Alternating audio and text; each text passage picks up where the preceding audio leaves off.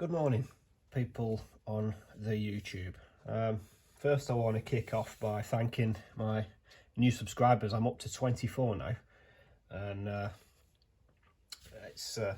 I've gained quite a few over the past few days. I don't know if it's this build. I don't know if there's something else on there that's grabbed someone's attention.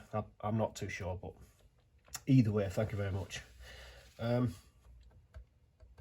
want to quickly go over yesterday. So yesterday it was Burwood sanded down. I want to talk about how I got to that process. So I was using my Black & Decker mouse sander, and I had the toughest, the grittiest sandpaper I could, and it just was not taking off that that really tough, really thick lacquer. And then I broke my sander. I think I was pushing down on it too hard. I tried different grits of sandpaper.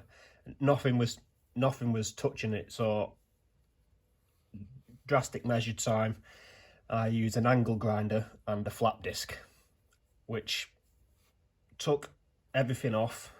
But in the process, I accidentally made some little gouges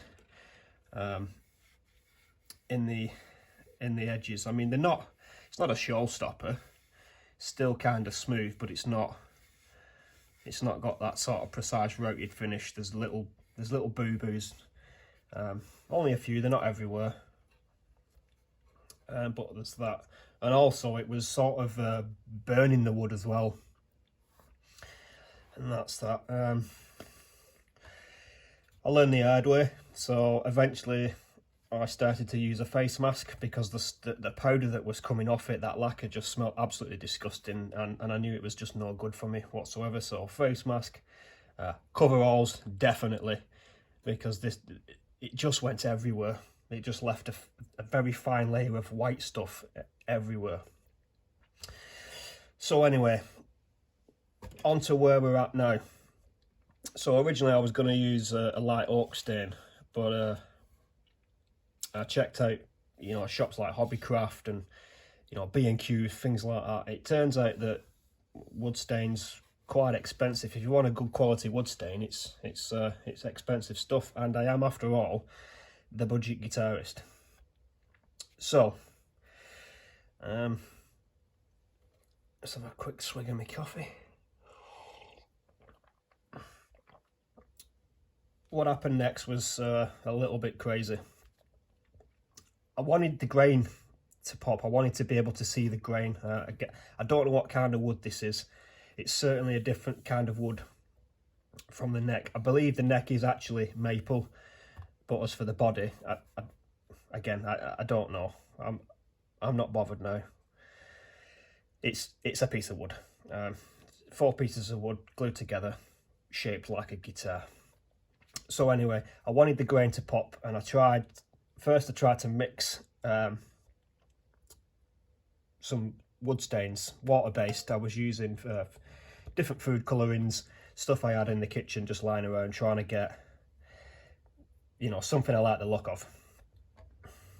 And whatever I'd mixed just didn't seem to make the grain pop. I mean, you can see little bits there where I sort of tested it on an area where you couldn't see it anyway, and yeah, I couldn't find a nice colour, and I couldn't see the grain. So I decided to use a weed burner and burn the surface of the body to try and get the grain to pop. Now, it did work, and it worked rather well, but because I've never done anything like this before, I made a few boo-boos. I probably should have tested it first on a spare piece of wood, but it had a lot to do with the distance from the tip of the frame to the actual piece of wood. This area here is what I was going for, just a very light, scorched look to make the grain pop. But as you can see, there's an area here, down here, certainly where the design is. It's a bit too much, because I wanted to burn, once I'd sort of put the design in, I wanted the flame to burn into the where I'd rotated it out, but the opposite happened. I ended up burning this bit way too much, which then I had to sand it all back down again, and to get rid of that burn, I sanded down, the logo disappeared, I had to redo that. Yeah, that's that. So I used fire. I don't know whether, you know, people that do guitars use fire, you know, to get this sort of effect, but the more I look at it, the more it's growing on me. But I am not burning it ever again, and I don't think in the future I'm going to use fire. No fire, no fire. So the stain that I'd found, so like I said, I was messing about with food colourings, and eventually I went firm on it's tea. I've got about 3 tea bags in this cup,